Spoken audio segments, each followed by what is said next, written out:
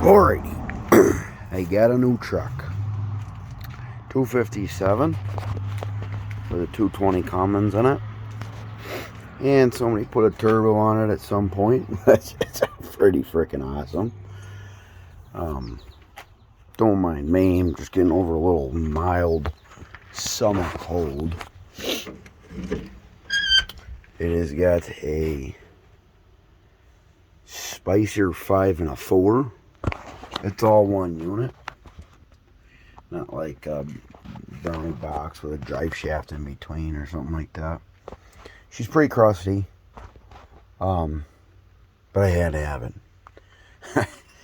It originally just had a Road Ranger in it, and yeah, it's even got the leather door skins on it, which I don't know, I think they're pretty good shape.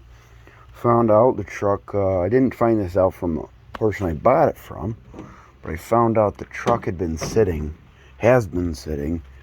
in the spot I drug it out of for like 23 years.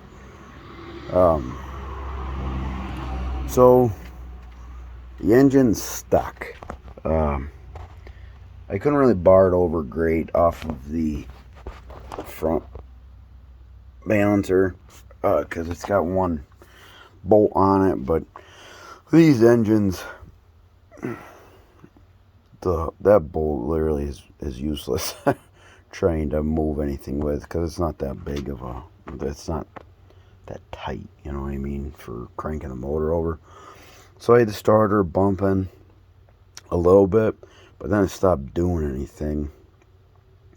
Either I cooked something in my solenoid, or I'm gonna check actually today. That's why I'm here. I'm gonna pull the starter off and see if I can get a bar in there to move it, because I have a feeling that starter also could be stuck. I mean, the probability of the engine being stuck is high.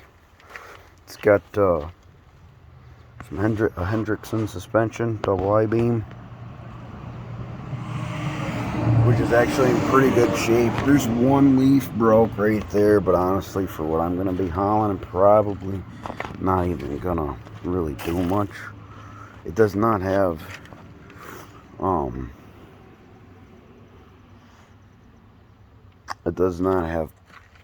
pumpkins in it, or the rears in it, which I'm okay with, because if I can get this motor started and running, I'm going to take this cab and take the cab off and get a whole new one, or try and find a new one, and strip it down and sandblast it, because I mean the frame is in really good shape. Took the plenum off yesterday because somebody in the past 20 years took the charge pipe from the plenum over to the turbo, took that off, and then never put it back on. They must have robbed the boot off of the horn, the charge pipe from the turbo to the charge pipe, and then never put it back on. So the mice made a home in number 1 and number 2 head. But yeah, I'm pretty excited. The real reason why I bought it is because of this guy right here. I'll be honest with you, it's that was the most exciting part of it. So it's got an aluminum tank, she's kind of womped, but I have a steel one over at another property from my very first truck. I mean, all the lights are on. I mean, it's pretty cool. These fenders are actually in really nice shape. Nothing like a Brockway, having the fenders fold out like this to work on. It's it's awesome. But yeah, so this says Project 257. I'm thinking about selling my 158. Really don't want to. It's an awesome truck, but I don't know what I'm going to do with it. It's the wheelbase is so long. It needs different rears because I mean they're an insane ratio. Oh, let me see.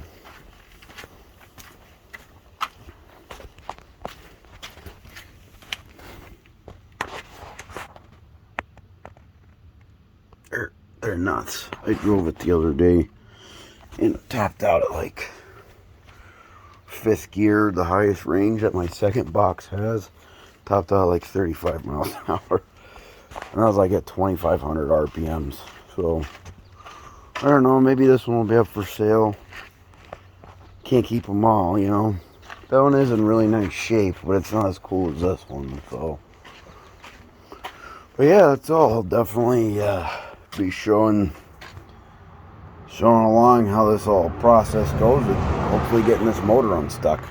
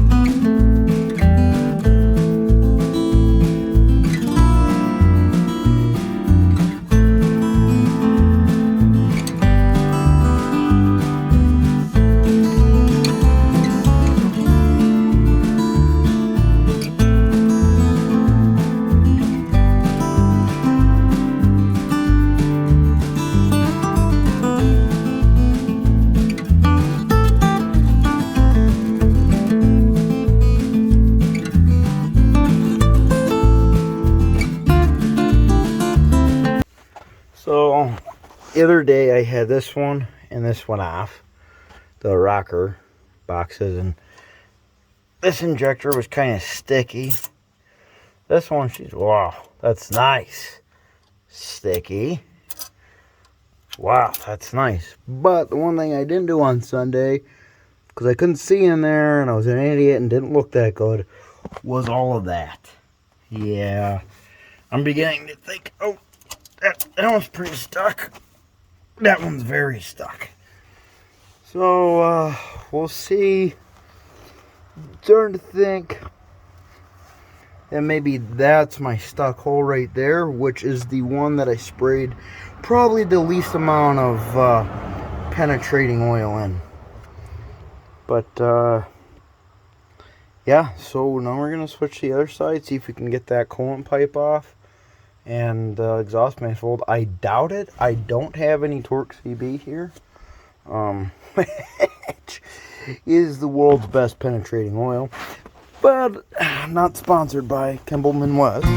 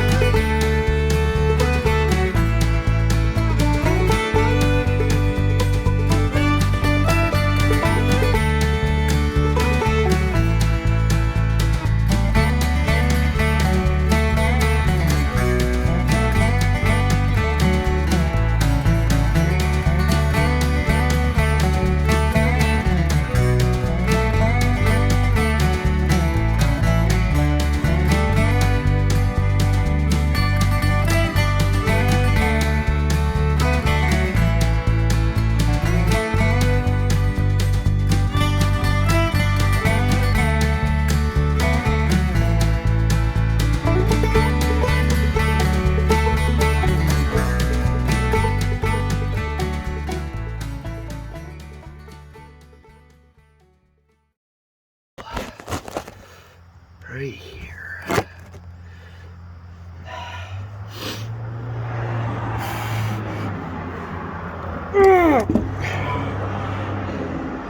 Oh yeah. Not as bad as I thought.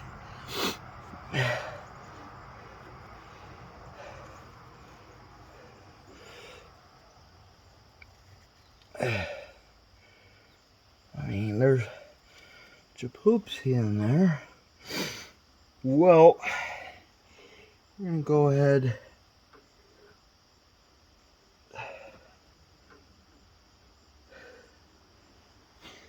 Oh, there's another. Oh, the return line's still attached, damn it.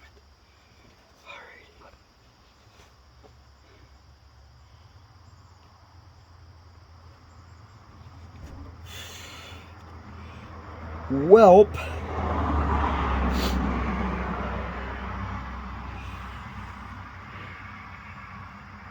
I'd say that is probably right there the hole that's stuck.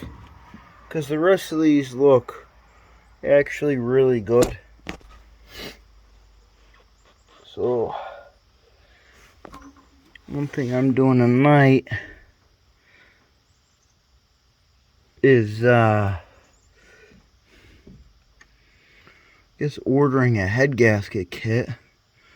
Now hopefully we can get this unstuck the way it is. What I'm probably going to do is take 2 head studs, thread them in on that hole there,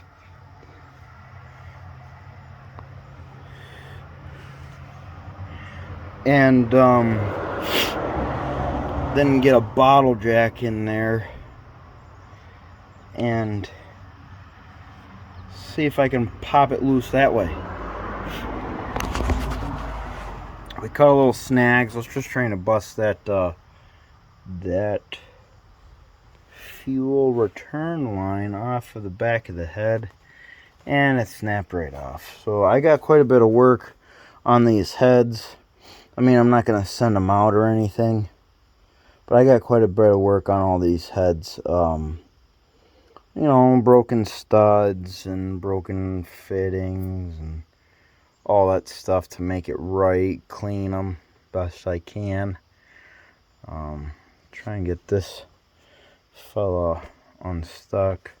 Hopefully, I mean, I would like to not do a full engine rebuild because I don't really, not quite yet. We'll see. We'll weigh out the options, find another motor or not. But there we go.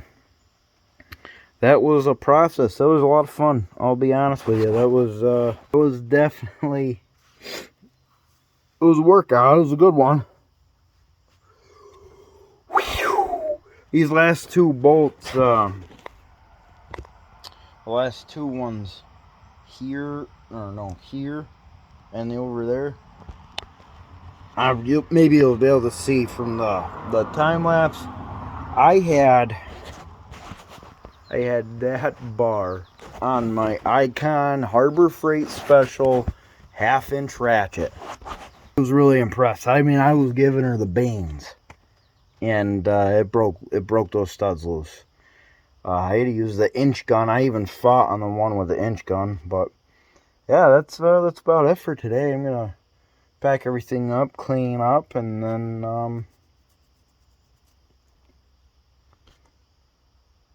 hit it hard another day and try and see if I can pop her loose.